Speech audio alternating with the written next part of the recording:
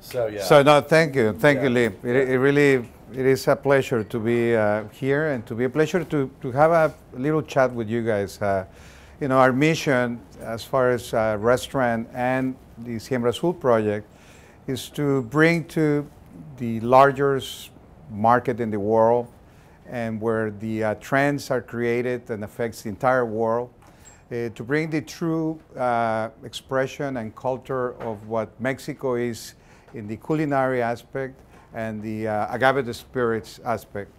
We've been, since 1986, we've been serving beans and rice in Philadelphia. And I remember back in 1986 when we were trying to set up our menu, which is an authentic Mexican restaurant. We having a hard time getting cilantro, for example. Nobody has cilantro in Philadelphia. Avocados was a rare and exotic thing to bring into Philadelphia. And our selection of tequila was only 5 tequilas. That's all what we can get in Philadelphia. 28 years later, we have a menu that we have absolutely zero limitations of what we need. We sell grasshoppers, for example. We have 5 purveyors can bring grasshoppers to Philadelphia. And we have about 150 tequilas available on the restaurant. And right now we are in the process to shrink the selection of tequilas into the restaurant. Are we going to do a tasting first? Just to you want to? I'm just kind of throwing these back. Great. While everyone can kind of taste while we're talking. Okay. We are doing we have a new flight page that started today. It'll be a Siembra Azul flight, replacing the Don Julio flight. So the Siembra Azul flight will be $11. We'll have the Blanco, the Repo, the Añejo.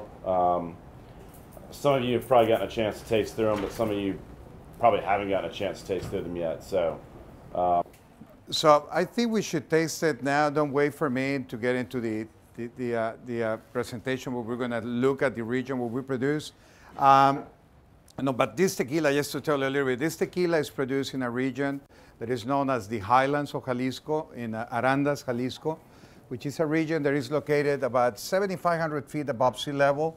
We're going to look at the map of where we are located. We're going to see a Google map, so you're going to be able to see the terrain, and we're going to talk about the weather. But this tequila, I believe, that reflects the characteristics of that particular region in Mexico. Tequilas from that region, they had the tendency to have agaves from that region. They had the tendency to live longer and to generate a lot more sugar, natural sugars on the plant. So tequilas from that region, they had the tendency to be a little bit sweeter, more than the tequilas from the lowlands. But if they should taste right now this what you have, and that way I look less ugly when you taste this, and and I sound a little bit better. So it's a good adjuster for. Oh, great.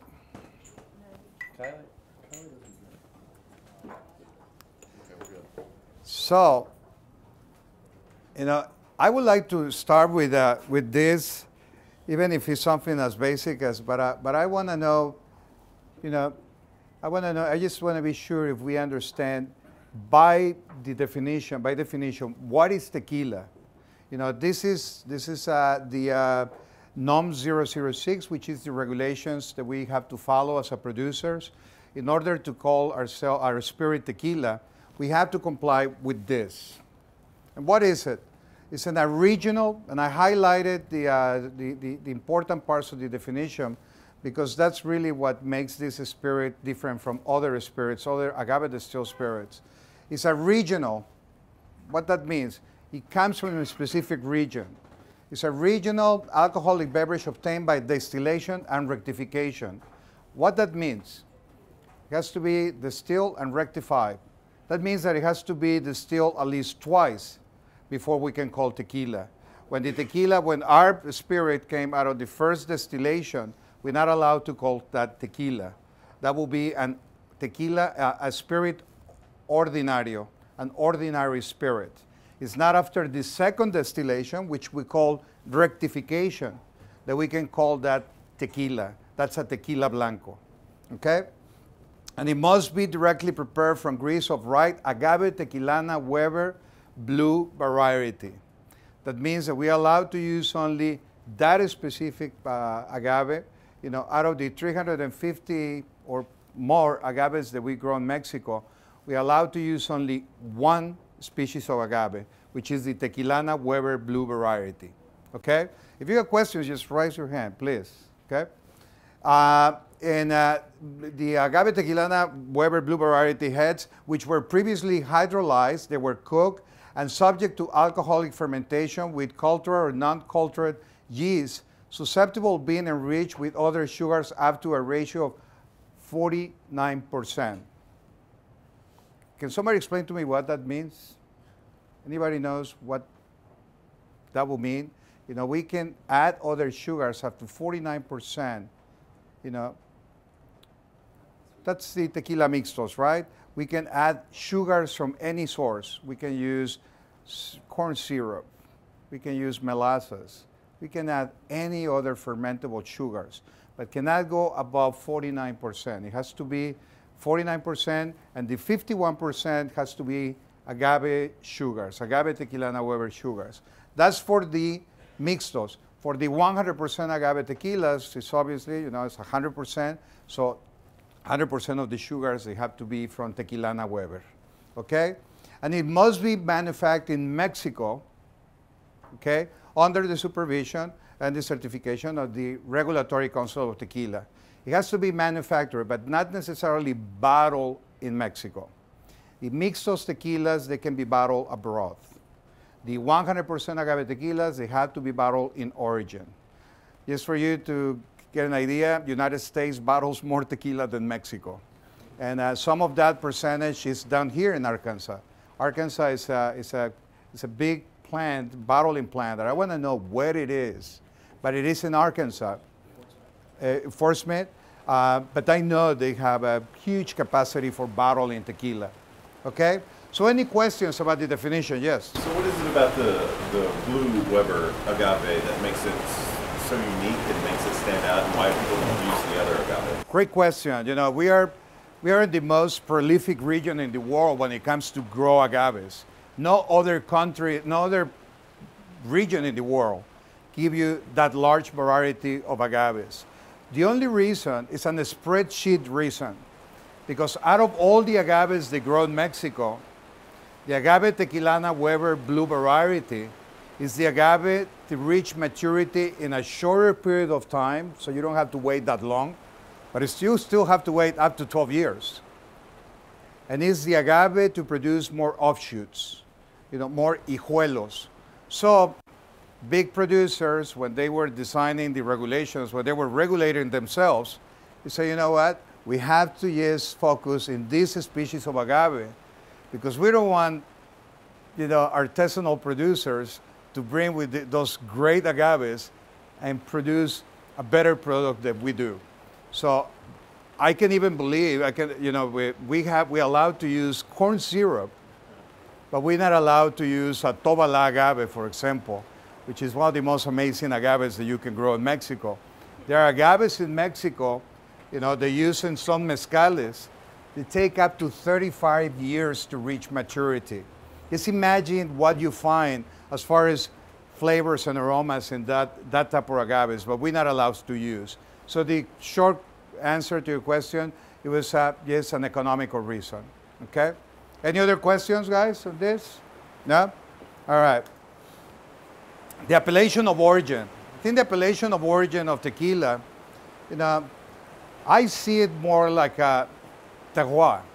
The tequila terroir, just like, you know, I don't know if you're familiar with the concept of terroir, what that means. Everybody's familiar with that, or no, not really? Okay. French people, which, you know, some is the most passionate people when it comes to food and alcoholic beverages.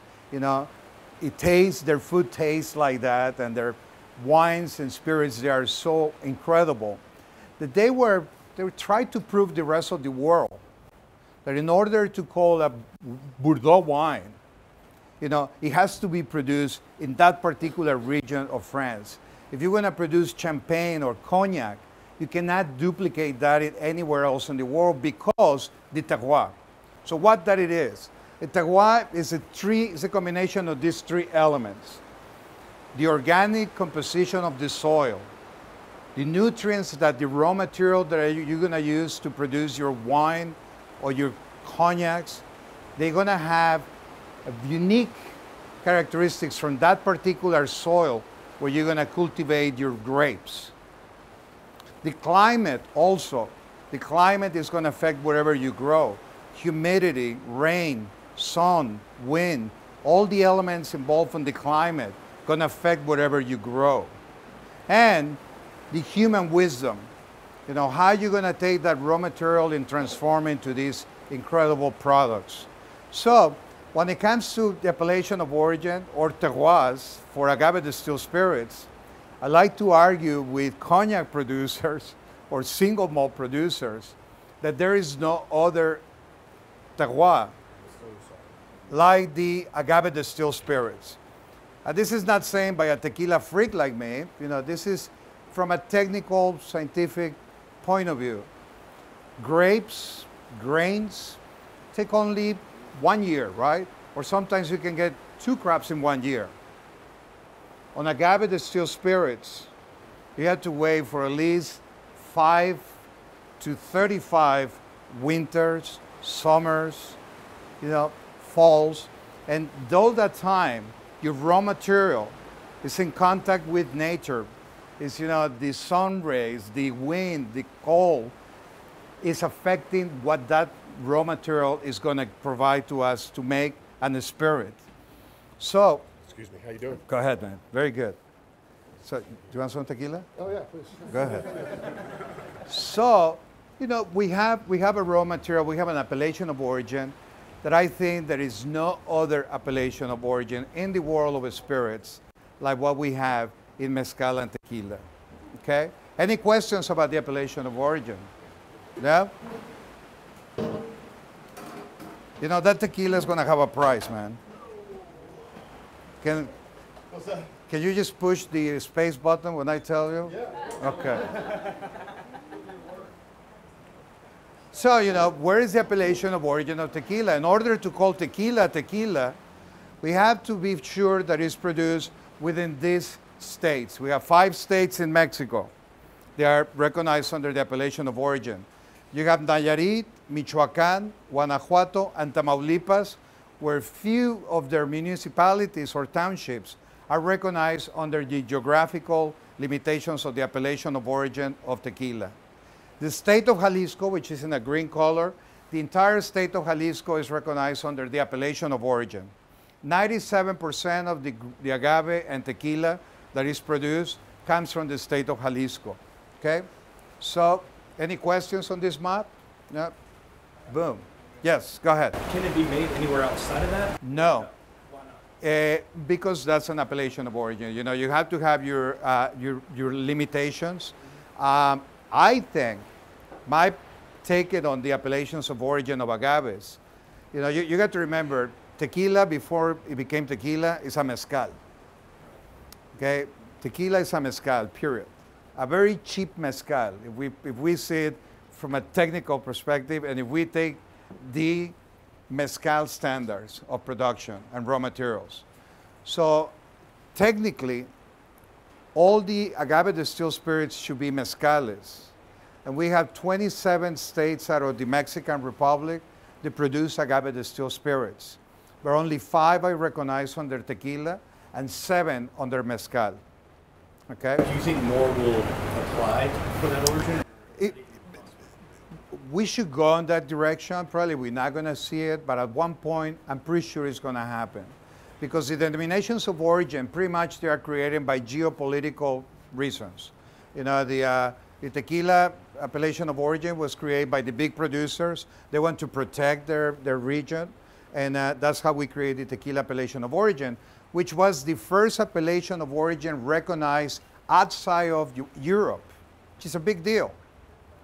But then my question, to the industry, is how come if we have an appellation of origin, we have a terroir, we allowed sugars or corn syrup from Venezuela, from Veracruz, from outside of the appellation of origin. It just is meaningless, the appellation of origin. And if you see on the map, sorry, man. Yeah, please. Let's get a little bit technical here. If we look in the map of the appellations of the appellation of origin, we're going to see the state of Tamaulipas. You know, Tamaulipas is a state that is about 500 miles away from Jalisco, where this spirit that we know as tequila, it was produced for the first time. It's on the Gulf of Mexico, with a complete different weather and soil than the rest of the appellation of origin. Why is there? Why was incorporated in the appellation of origin? Well, again, geopolitical, economical reasons. Only one tequila came from Tamaulipas, and that's Chinaco. I don't know if you're familiar with that brand.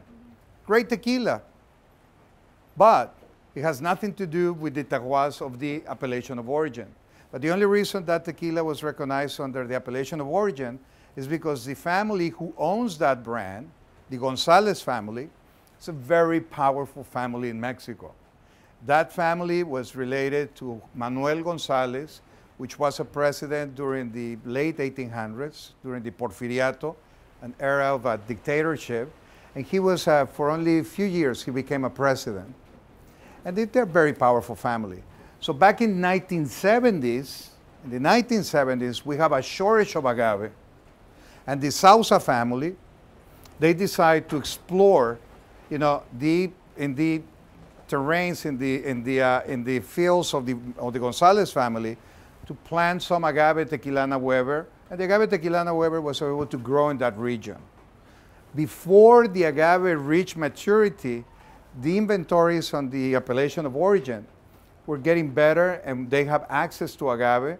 So the Sousa family pretty much backed up from the deal, and the Gonzalez family gets stuck with inventory of agaves. What they were going to do with that agave if it was not accepted under the tequila category? So they decide to put all the political power, lobby in Mexico with the federal government, and they were able to incorporate their land into the appellation of origin. So that way they can produce tequila and they can sell those hundreds of thousands of agaves they grow. So it's geopolitical. Yeah. Good question, man. Oh, there we go. So let's focus a little bit on the highlands, lowlands. And this is a great conversation that I have now. Because 10 years ago, when I mentioned highlands and lowlands, everybody crossed their eyes. They don't know what we were talking about it. Now it's something that is it's understood by a lot of people. A lot of people in the industry. I see more and more bartenders describe to the people what means highlands and lowlands. So let's just go very quickly, through this. If we see the Jalisco produce 97% of the tequila, let's concentrate on Jalisco. This is the map of the entire region in both sides, highlands and lowlands, that produce tequila. If you notice, Guadalajara is on the middle, and then if we go west, only 35 miles, we're going to see the city, the town of Tequila, where everything begins with this specific mezcal that now we call tequila, okay? And then we're going to go about 65 miles southeast of Guadalajara. We're going to be on the region that is known as a highlands. It's only 100 miles wide, this region. So it's not that big. So, now let's travel to the highlands. Just something interesting on the highlands.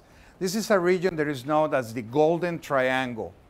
The Golden Triangle is a region that, due to their elevation, due to the terroir, is known to have the most favorable conditions for agave growing. Therefore, we're going to have tequilas from that particular region or micro region that is known as the Golden Triangle. Tequilas from there, they're going to be very interesting tequilas, okay? And this Golden Triangle is between Arandas, which is considered the capital of the Highlands region, Atotonilco, a city that hosts where a lot of the very good producers are, and Jesus Maria, okay? A very small region. You can drive through that region in less than an hour, you know. But this is where we have the most interesting agaves. Okay, so let's look at the characteristics of each of the terroirs, each of the highlands and the lowlands. The picture that we see in the middle, that's a typical terrain from the lowlands. Volcanic soil, you know, not very deep floors. We have only about a foot deep average in that region of soil. Okay, it's all lava underneath.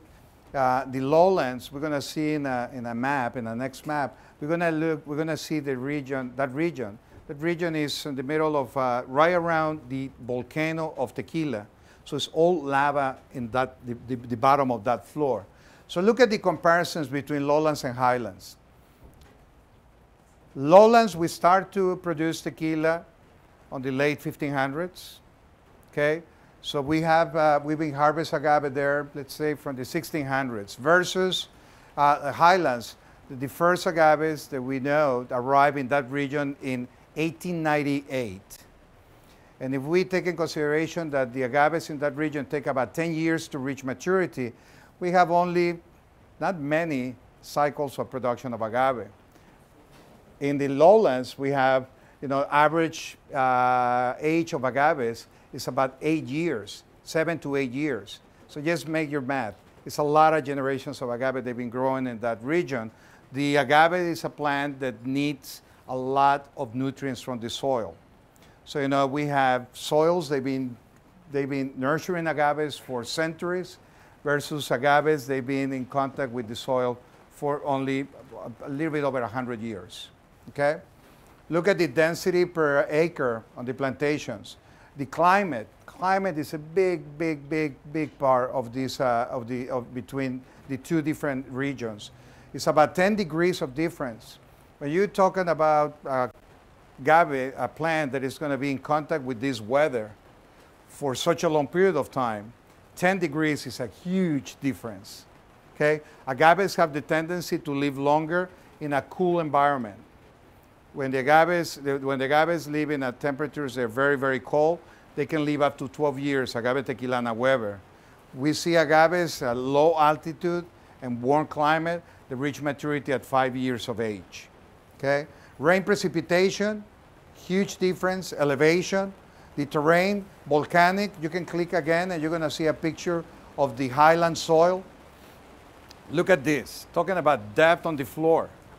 We have a region that it has a very deep floors, loaded with nutrients for the plant, and a very dry climate. So the agaves, they are forced through the stress they get into but not getting enough rain. They're forced to dig deep into the soil in order to obtain the moist, the water, and absorbing all the nutrients of the floor, okay? The average plant is also, they grow bigger because they live longer on the highlands. And the yield for kilogram, you see the difference. You need about, you know, 15 to 17 pounds to produce 1 liter of 100% agave tequila versus 13 to 15 pounds to produce a liter of tequila from the highlands. There's a lot more sugar content, so you need less agave, okay? Perfect, you can go to the next one. And this is very cool. You know, this is a tour through the region. It's a virtual tour. We're gonna start in the northeast, and we're gonna tour through Mexico. We're passing by Arkansas somewhere there, yeah.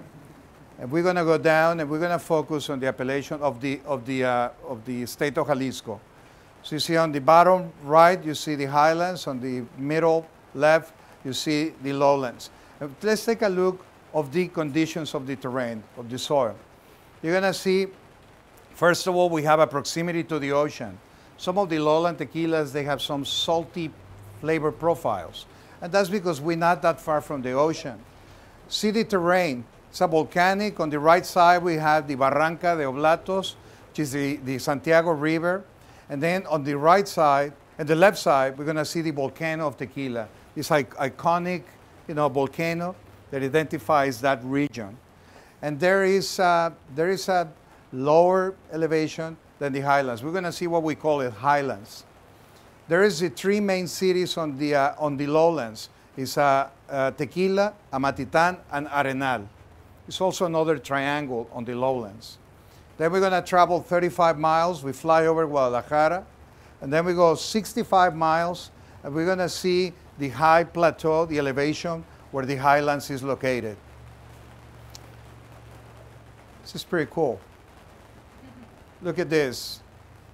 You see that part on the bottom part? That's the high plateau, the elevation, that it makes that huge difference on climate. It's a flat, and we have a huge plantations of agave in this region. You know, because agaves, they have more sugar. Some of the producers on the lowlands use agave from the highlands because the yield of the agave. Okay? We go there through Arandas, Jesus Maria. This is Jesus Maria is not known by have many distilleries, but Jesus Maria is known by being surrounded by the best plantations of agave. Yeah. The winter time, you reach temperatures on the low 30s during nighttime. And by daytime, you go up to the 60s, 70s. Perfect conditions for agave to grow. Okay, you can push it. You can push the button. Let's look at the process. Any questions so far, guys?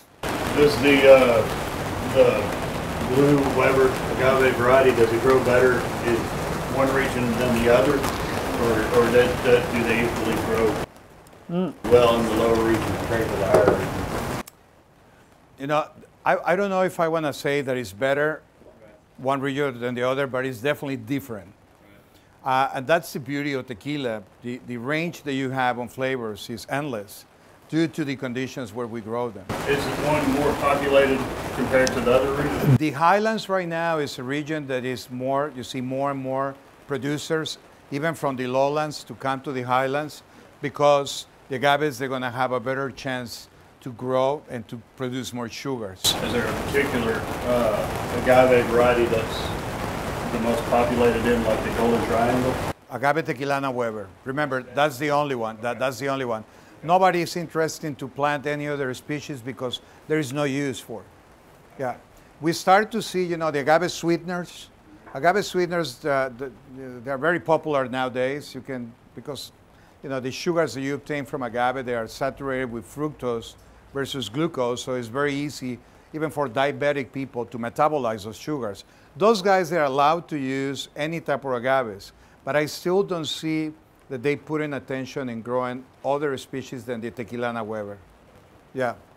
So let's go to the agave fields. You know, the agave fields, for me, this is obviously, you cannot have a good tequila if you don't have a good agave. So a good tequila begins with a good plantation, a plantation that it has to be healthy, well supervised. Right now we're going through a very serious issues with these species of agave. You know, because we've been reproducing only by cloning these plants, which is, you know, Mother Nature don't like monocultives. You know, through centuries he's been telling us, and he's been sending us a lot of messages, don't do that stuff, but we've been doing it. You know, there is, right now, unfortunately, it's not one single tequila that is produced with agave Tequilana Weber that is reproduced by cross-pollination of plants. And we've been doing that for many generations to the point where right now the agave Tequilana Weber is losing their strength and is very vulnerable for disease epidemics. You know, if you have one plantation that gets infected by a fungi or any disease, most likely your entire plantation is going to go because genetically they're all the same. What's happening right now? Well, it's forcing us to use more and more pesticides and herbicides. We start to see the effect of doing that not just in the flavor of tequilas, but also in the health of the farmers to work with these plants. And that's, for me, that's a big issue. Because if we lose these guys, not just by not offer them a good economical incentives for them to stay in our industry, but on top of that, we are exposed them to a very dangerous substance because the way we reproduce agaves. That's something that we had to start to work on it very seriously and very quickly. Is there a solution to that? It is solutions. And you know what is the solution that nobody wants to do now? The solution is to open the category to other species of agave. We should do like what mezcal does. Why mezcal is way more complex and superior than tequila? And this is saying by a tequila producer, but I always recognize publicly that, you know, tequila is a bad imitation of a good mezcal. No matter how artisanal is your tequila, you're still not going to meet the level of quality that mezcal is offered to us as a consumers. So mezcal, they're allowed to use up to 27 different varieties of agaves, which I think is wonderful. If we are sitting on the most fertile region in the world for agaves, why we don't use it? We explained why, economical reasons. Well, we have to forget that. We have to start to look to the future. My concern is whatever decision we make as far as agaves, we are already at least 5, 7, 12 years late. Because whatever we're going to do, we're not going to see the impact until when those agaves reach maturity. Okay? Do you believe that will happen? We're not going to have any other alternative. They don't, even if they don't want to listen to right now. But we're working very hard, you know, and explain to you in a little bit what we're doing in order to this. One of the things that we're doing is having this conversation. We have to create awareness, okay? It will happen because we don't have an alternative. Right now, for example, if we try to reproduce agave by cross-pollinizing plants, it's not working anymore. It's happening, the same thing happened to some of bananas and garlics. We were cloning these plants for so many generations that the plants forget how to reproduce sexually. They don't produce the agaves. They need to grow what we call quiote, which is like a big tree that grows from the heart of the plant, and then they flower.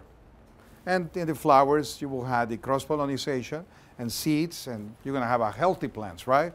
Well, agave tequilana Weber is growing the quiotes, but it's not producing flowers. That means they're sterile. So eventually, we're going to, even if we don't want it, we're going to have to do it. Yeah.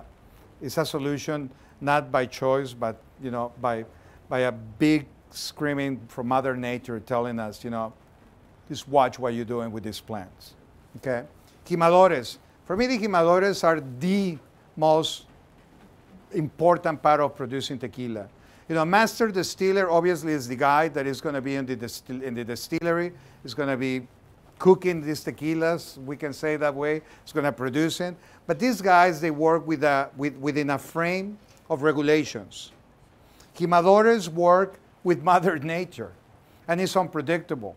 It's very difficult to predict how a plant. They are very temperamental plants. They don't need water. They don't need that much care if they are healthy. But if they are having health issues, they're very fragile plants. So the doctors for these plants are the jimadores. Unfortunately, right now, in a multi-billion-dollar industry, we're still seeing a huge migration of jimadores, of farmers, towards the United States. And the problem I have with that is when these guys migrate, they migrate with knowledge that it takes generations for them to learn how to take of these plants. I've been involved with this business for 30 years. And I like to learn about as much as I can from every aspect of production of tequila. One of the things that I still don't get it is the agaves. Because in order to recognize the exact point of maturity of the plant, which is going to give you the best quality of tequila, it's very difficult. You know, they say, well, you know, the color of the thorns, the angle that they open their leaves, the wrinklish on the heart of the piña. So I go with a jimador. You know, one of the jimadores say, I find a plant. Can you check if I'm okay? The guy's like, well, no. But it has all the characteristics that you told me. So yeah, but you know, 5 years ago we have a snowstorm that affects all the signals, or you know, or the plant was sick in the early stages of the life. So many variables that only these guys know. But you know, we have more and more jimadores. Instead of doing this, you know, washing dishes all over the United States or cutting grass, and that's something that the industry cannot afford to lose. We lose these guys, we lose the industry. So we had to create incentives. Right now we're in the middle of a program where we are working with Princeton University, University of Pennsylvania, and the University of Guadalajara. We tried to do an evaluation of 50 jimadores. We're going to do social, economical, and health evaluation. Came up with suggestions so we can handle these suggestions, not by us, the Tequila Freak team, but by the universities in order to help to create incentives to protect these people that we consider the foundation of our industry. Okay? Questions? Jimadores? Okay, we can go. You know, the jimador is a guy who knows how to do this, I call the art of jimar. You know, it is an art. So when we have the, we have to do double click on these videos. Yeah. I have a quick question. Yes. Can it be mechanized? They've been trying, but you know, it's nothing yet that is sufficient enough to move it from manual to mechanic. And I don't think we're ever going to get that because, you know, even if the plants, this is so incredible. You have a plant that is genetically identical. This plant that grows here, this row of agaves. Let's say that you are agaves, guys. They genetically identical. They were planted the same day. They born the same day.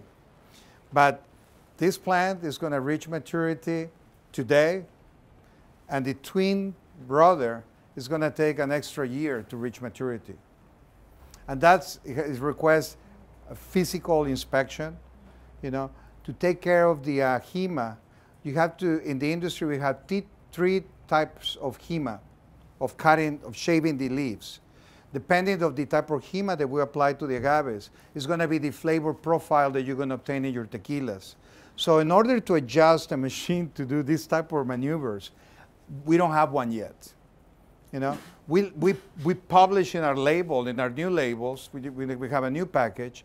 We talk about the type of HEMA because, you know, depending the type of HEMA that you apply to your agaves, it's going to be the flavor profiles that you're going to obtain in your final product.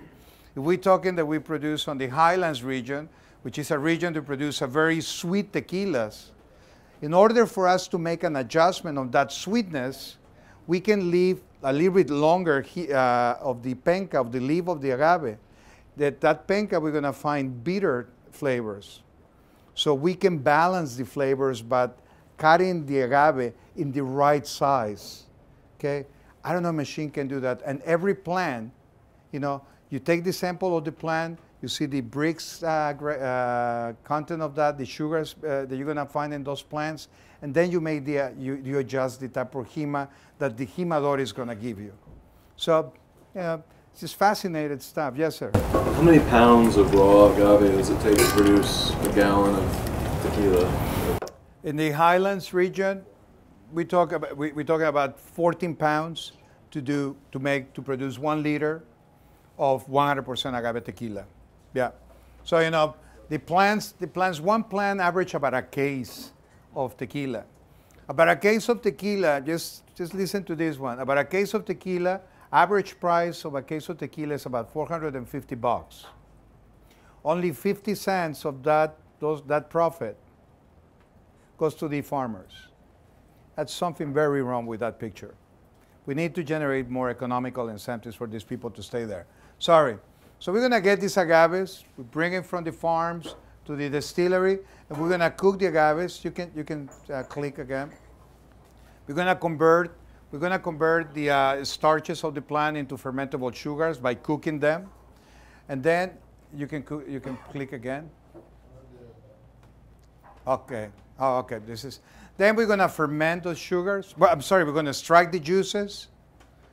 After we extract the juices, you can click it again. We're going to ferment it, and then we're going to distill. You can just go twice.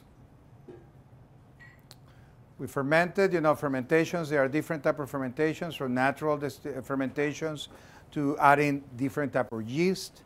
You know, every producer has their own recipe. You can do it again. And then we're going to double distill.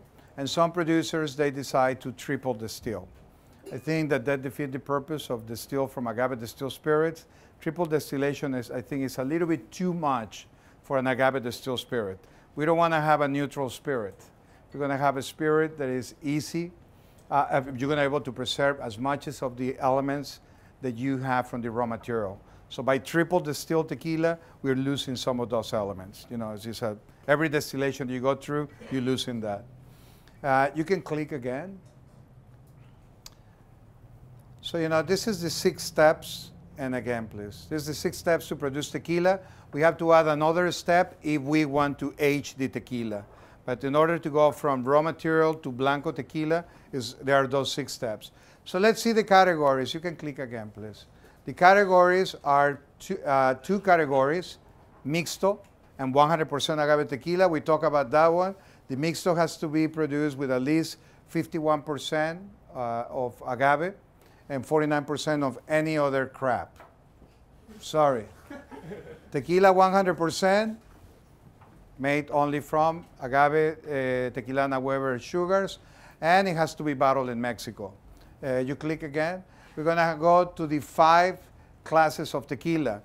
Blanco or silver or platinum is a tequila that go from distillation right to bottling. There is few brands, and I think I saw one here, Herradura, which they do a very unique process on their Blanco. They rested for 45 days, and then they bottle. It's still Blanco because in order to be reposado, has to be minimum of 2 months. That's the signature flavor profiles they give us, and I think it's a wonderful product. But before we get into the reposado, the most popular tequila in the world, you know, not a brand, the category, the class of tequila, which is the joven or gold tequila. What it is a Blanco tequila that is artificially flavored and artificially colored, that it looks gold, okay? My recommendation is run away from that stuff, okay? Next one is the reposado. Reposado is a tequila that it has to be aged for a minimum of 2 months and up to a year. As for the reposado, for me, this class of tequila is the most complex from a producer perspective, because in this class of tequila is where you have to find the balance of agave flavor and the cask. You know, neither one or the other has to dominate the flavors. So that's, for me, the most complex tequila to make, more than the añejos or extra añejos.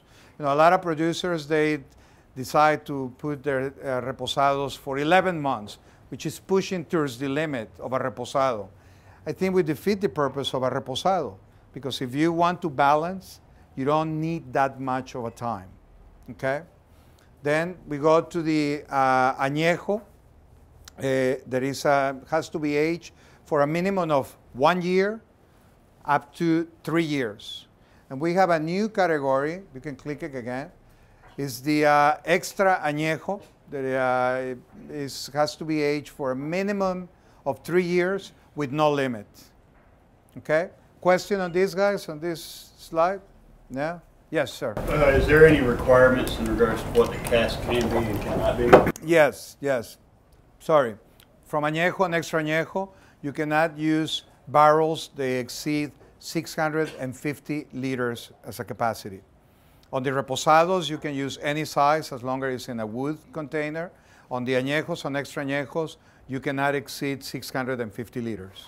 Yeah, it has to be oak. You can have oak from anywhere. You know, we use oak, French oak and American oak. The French oak, we find out that was not that favorable, you know, for tequila in our case. And we use Missouri oak and Ozarks oak.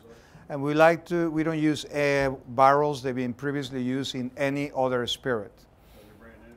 They're brand new or used, yes, by us. Right now, we go in the reposado that you're tasting right now.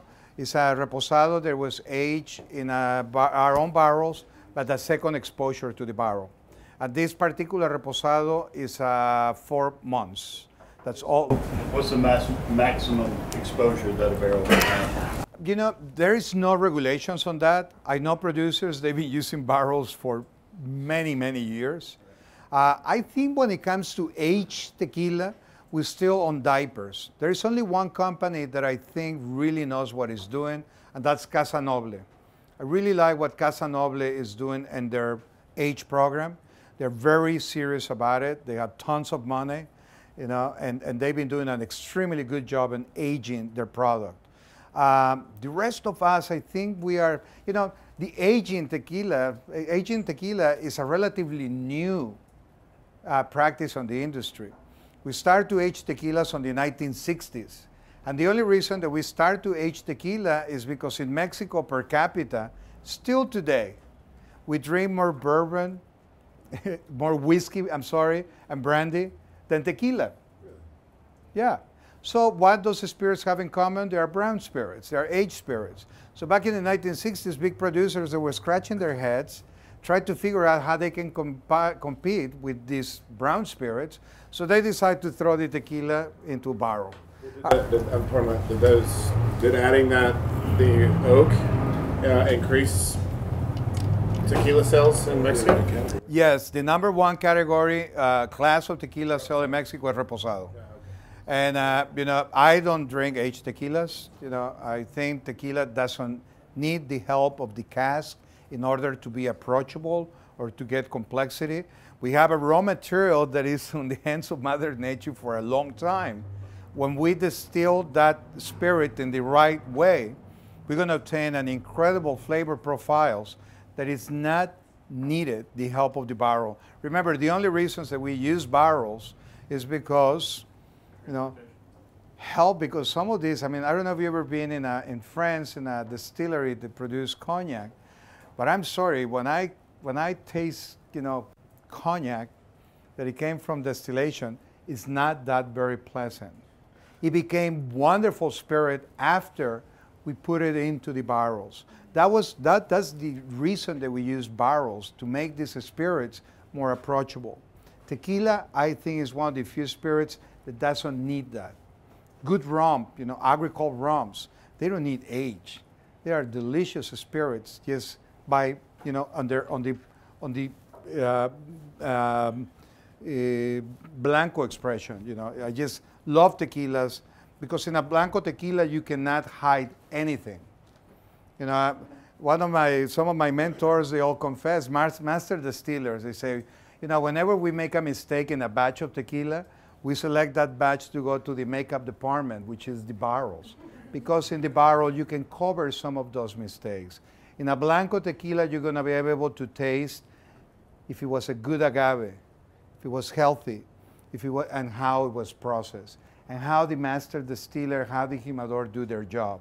In a reposados, añejos, or an extra añejos, you will have many layers on top of that flavor. Yeah. Okay? There was another question around here. Yes, David. How heavy of a char or toasting are you doing on these barrels? We do it medium toast, but that varies from producer to producer. We do a medium toast, and you know, we are circulating our barrels right now. We are selling some of our barrels to microbreweries, and they age in tequilas on that, and they became, you know, we were not the first barrels used for aging tequilas or for fermented beers. I'm sorry. But they're the first barrels that became available of true tequila barrels, because most of the barrels they've been used in previous spirits, previously in other spirits.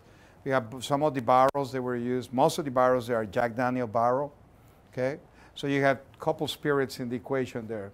With our barrels, it's nothing but agave, you know, it's tequila. So you know, a couple of breweries they've been doing a very interesting job, and yeah. Okay, you can go to the next one. And this is the last. Oh, it's too small. Well, let me just tell you what is there. In this brand, you see in the bottles, if you pass the labels, what we are doing right now, you know, in our restaurant, for example, if I have a salesperson to knock at our door and wants to sell tequila, right now the only way that we can introduce a new brand into our restaurant is by having the CRT registration number. If you see on the label, you're going to see CRT registration number and a long number.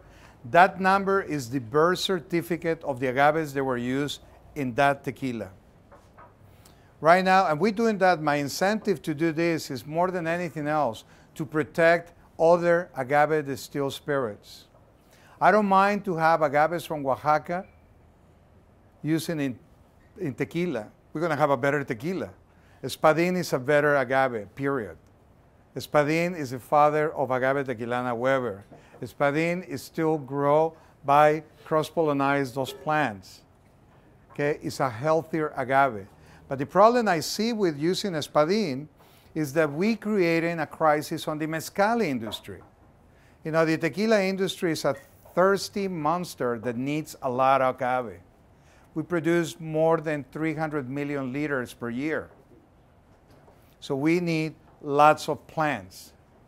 So, because right now we have a shortage of agave, we decide to go illegally outside of the appellation of origin, especially to Oaxaca, and get plants into Jalisco.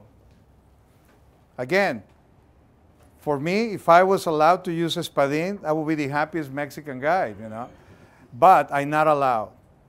But I would be very concerned about my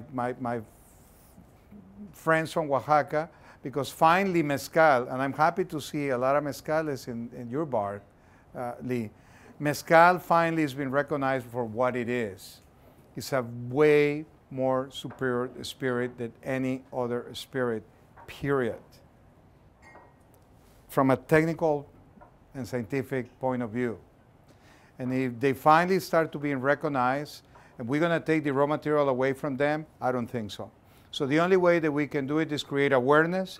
That's why that label, and if somebody walk into my restaurant and try to sell tequila, say, I don't buy a drop of tequila if you don't prove to me that that tequila came from the appellation of origin, that agave came from the appellation of origin. Okay? So that number, if you click that number on the database of the Regulatory Council of Tequila, you're going to be able to get the location of the agave, the source of the agave. You're going to be able to get information of when was planted, when was harvest. You can even get a satellite picture of the plantation. I say, if we have those mechanisms in place, we are able to get that information, why we should not show enough in our labels? Well, because a lot of producers, obviously they don't have, you know, everything to show. They don't want to be transparent. So if we're going to be transparent, if we're going to have traceability of our tequilas, this label, which is making a lot of people very uncomfortable because it's way too much information, okay? But it's nothing to hide. I mean, you see the registration number gives you the source of the agave, and then we also celebrating the lead jimador to take care of that agaves for that particular batch in your label. We're celebrating these guys and we give respects to them, you know, the respect that they deserve. And you're gonna see the entire process, how the agaves were hydrolyzed, how the agaves, how we extract the juices of the agave, how we ferment it. We even put the type of yeast that we use, which that's a no-no for everybody. If you go to a distillery and you ask for the yeast, oh, that's a secret. That's the house secret. Say, why have to hide? Let me know what is there. If I'm gonna pay $30, $40, $50 for a bottle, I wanna know the ingredients on that bottle. So that's why we decided to go in that direction. And it's more than anything, we want to create a different conversation. We want to elevate the conversation for us, people in the industry, to start to ask questions to producers to make us be better producers, okay? And the reason that I'm very, very, very happy to be with groups like do is because I believe that the changes, the real changes on the industry, they're not gonna be provided by the industry. We're gonna force the industry to make the changes that we desperately need in order to preserve the history, the culture, the, you know, the regions, you know, the ecosystems where these plants are cultivated. You know, it is a very complex and very fragile environment where these plants grow. The people, they're in a very vulnerable position right now. A lot of transnationals, they became very interested on tequila, you know, and they bring great opportunities for the industry to grow, which is wonderful, but it's also a lot of challenges for the industry that we have to be sure that we have that balance. That's exactly what we're trying to do, just to generate awareness. So we, as a professionals, educate their consumers, and the consumers start to demand from us, the producers, better products. Okay? Questions, guys? Here and then there. With the agave taking so long to produce or to mature, is each bottle have an age statement, or not an age statement, but a year? Like a vintage? Exactly.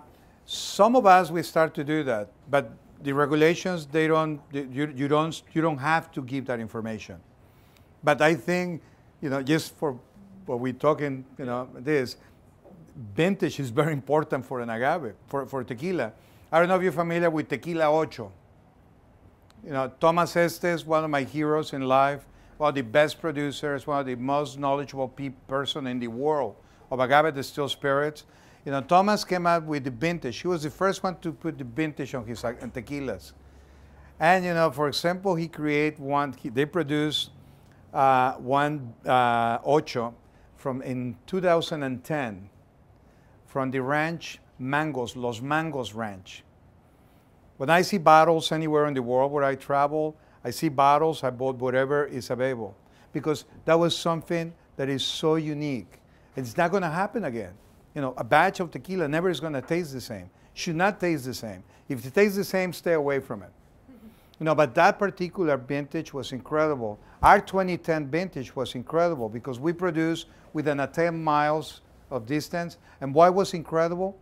Because 2010, on the highlands, we have one of the longest and coolest winters in history. When we produce in the winter time, our fermentations, they went almost like 3 weeks fermented because it was very cold. If you ferment for that long, just imagine what you're going to be able to preserve in that spirit. So vintage for me, is crucial in tequila. Yeah. One of the things that you can get an idea also from the information there is when the tequila was produced. Yeah. So vintage, ask your producer for vintage tequilas. Remember, change is coming from you, not from us. Yeah. And you have a question. So why is it that tequila is so much more popular than mezcal that you've seen? Is it marketing? Marketing, pure marketing. The only thing that we know about mezcal is the worm, right? I mean, and which mezcal has, if you find a worm in a bottle of mezcal, also walk away from it. That was one of the most successful marketing campaigns I ever seen in a spirit. They even asked me, "Do tequila has a worm?" No, it doesn't. The only way that I eat worms is by cooking them. They're amazing. I don't know if you ever eat cactus worms, but there is a delicatessen that is you're going to find them in a very, very, very, very ethnic restaurants in Mexico, or in a very, very, very sophisticated restaurants in Mexico. It's a delicatessen, but for the plant, a worm is a synonymous of a plant. It's a larva that is eating the plant. A plant that it has worms, a plant that is infestated. It's a bad thing to have a plant of agave with worms. Put that in a bottle, it's like synonymous for me of so this bottle came from agave that it was sick. Yeah. So that's mezcal, that's what we know for, the worm. Mezcal is a spirit that is linked to pre-Columbian distillations. Listen what I'm saying, pre-Columbian distillations. The conventional story tells us that distillation arrived to the Americas through Spain. No. It's just no. We are working, we have time, a few more minutes to talk about this pre-Columbian stuff. It's another project that we're in the middle of, and this is amazing stuff. When the Siembra Azul Foundation, we helped to develop a program that we call Tequila Interchange Project. If you Google the Tequila Interchange Project, you're going to find a very interesting group of bartenders who are doing an incredible work and try to preserve, to protect, and to promote agave distilled spirits. But one of the things that we did when we started with this organization, we were focused on Tequila Interchange Project, okay? But we started to dig into the origins of tequila. We want to know where the genesis of tequila was. Well, we find out that the genesis was way, way before what we thought. We start to work with archaeologists, anthropologists, historians, and they find out, about 10 years ago, they found in the basement of the city hall of Tequila, of the town of Tequila, these big boxes filled with old papers. They were cleaning out the basement, and they were about to throw away these boxes, and they decide to call a professor who happens, thanks God, was in the building to take a look at these old papers. Well, these old papers happen to be a historical archive that has documents from the first arrival of Spaniards into that region. They were, documents that were handwriting by Spaniards who arrived in the mid-1500s into the Tequila, Matitan region. What is one of those documents tell us? By one of the scribes, one of the Spaniards scribes, that the indigenous people of Tequila and Matitan, they were drinking as alcoholic beverage. It was clear as water and with an alcohol content as strong as brandy. That's not pulque, which is a fermented agave beverage. That's a distilled beverage. So we say, okay, wait a minute. This is the first Europeans to have contact with native people. How come these native people were drinking something clear as water and strong as brandy? Everybody started to scratch their heads, and that was a great incentive for a lot of these professors to start to try to find out what was going on. Not too long ago in Colima, which is a state next to Jalisco, they found in these tombs vessels. They are identical of vessels that were used in China 3,500 years ago to distill. And we know the history, the conventional history tells us that distillation was first done in China. Then went down to the Arabic countries, and then went back to Europe, and then supposed to cross the Atlantic, right? And it come to the Americas. No. These vessels, they were found in Colima, that we call capacha vessels. These vessels, they resemble the same tools that were used in China, okay? And they are dated 3,500 years old. Well, we invite Professor Pat McGovern. If you Google Pat McGovern from the University of Pennsylvania, he's in charge of the biomolecular laboratory of the University of Pennsylvania. He's an archaeologist to specialize in studies related to alcoholic beverages. We bring sample to his laboratory, the samples from Colima, from the capacha vessels, and the first test that they were submitted to, they give proof for agave. If this whole test, when it's complete, it gives us a positive results, we change the history of not just agave distilled spirits, but the perception of how humans interact with alcohol beverages, with distilled alcohol. I'm convinced there was distillation. For me, the most interesting part of this study is how we link these civilizations from 10,000 miles away from each other. They were connected somehow 3,500 years ago. And that represents, a little bit of where we are in agave distilled spirit studies. We still don't know, we cannot figure out how fermentations and distillations work on these spirits. I don't know how familiar you are with the process of distillation, but sometimes during distillation, some of the tails jump ahead of the heads. It's impossible because the sugar chains are heavier. The molecular weight is a lot heavier than the heads. But on agave distilled spirits, guess what? Sometimes you have those tails jumping in the first part of distillation. We still don't have a scientific explanation of that.